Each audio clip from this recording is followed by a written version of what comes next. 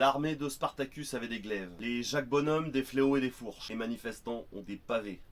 Nous sommes le 10 mai 1968, à Paris, une nuit qui restera sous le nom de Nuit des barricades. Une semaine plus tôt, l'évacuation de la faculté de la Sorbonne a été rude. Les flics ont embarqué plus de 600 personnes pour des contrôles d'identité et ont procédé à des arrestations arbitraires. Donc le 10 mai, 10 000 personnes, principalement des étudiants, décident de manifester pour exiger la libération des étudiants incarcérés. Le cortège passe devant le palais de la Mutualité, où deux événements ont lieu. L'un est un meeting trotskiste, l'autre est un gala en faveur du journal Le Monde Libertaire. Une bonne partie des participants rejoindront le cortège. Vers 20 h, la tension commence à monter. Bien que les CRS, suite aux ordres reçus, restent stoïques, ils commencent à bloquer méthodiquement les rues aux 20 000 personnes qui ont investi le quartier latin. En réponse à ces blocages, les manifestants commencent à mettre des petits groupes devant chaque section de CRS. On se prépare, en arrachant des panneaux de signalisation, des grilles et des pavés.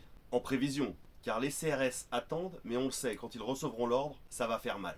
Le quartier est maintenant complètement encerclé par les keufs qui commencent à s'énerver. Et vers 21 h 15, on commence à dresser une barricade. Puis une autre, puis encore une autre. Poubelles renversées, entassement de pavés, voitures en stationnement mises en travers de la rue. Tout est bon pour se préparer aux offensives des CRS, qui pour l'instant se contentent de jeter des grenades lacrymogènes et de charger de temps à autre. Les habitants du quartier s'en mêlent. Dans certaines rues, on ferme à double tour porte et volets, mais dans d'autres, on fournit des couvertures, de l'eau, du sérum phi. Des équipes de manifestants s'organisent spontanément. Certains acheminent l'eau et le sérum phi vers ceux qui se sont déjà fait gazer. D'autres arrachent les pavés qui ont déjà commencé à voler en direction des estafettes. Certains guettent au coin des rues afin que personne ne se prenne une charge sans l'avoir vu venir. Vers 22 h 15, la pression monte encore d'un cran. On sent bien que ça va péter et que ça va faire mal. Donc on construit et on consolide de plus en plus de barricades. Au final, il y en aura plus de 60 de dressées. Puis vers 23 h, ça y est, ça craque. Les CRS attaquent de toutes parts, matraque au poing. Cachés derrière leurs boucliers ronds, ils tentent de franchir les barricades dans des nuages de gaz lacrymogène. En face, c'est une pluie de pavés. Des jeunes qui courent, des cris, des larmes. Les barricades cèdent, se reforment, on lâche rien.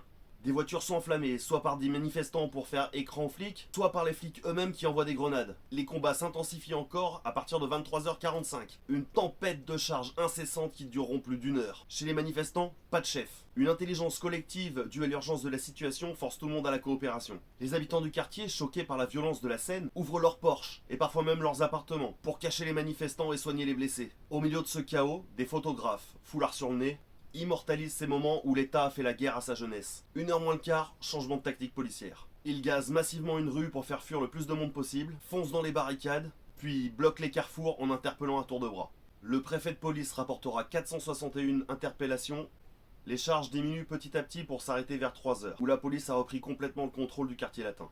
Pavés arrachés, voitures calcinées, abribus et vitrines brisées sont les restes fumants de cette nuit sauvage. Au final, il y aura officiellement 367 blessés. Mais surtout, la violence de la répression augmentera la radicalisation des étudiants et les rapprocheront des ouvriers, eux-mêmes brassés par ce qui s'est passé.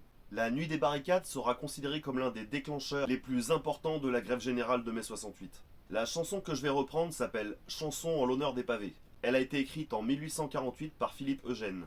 Je vous souhaite plein de révoltes. Allez, salut!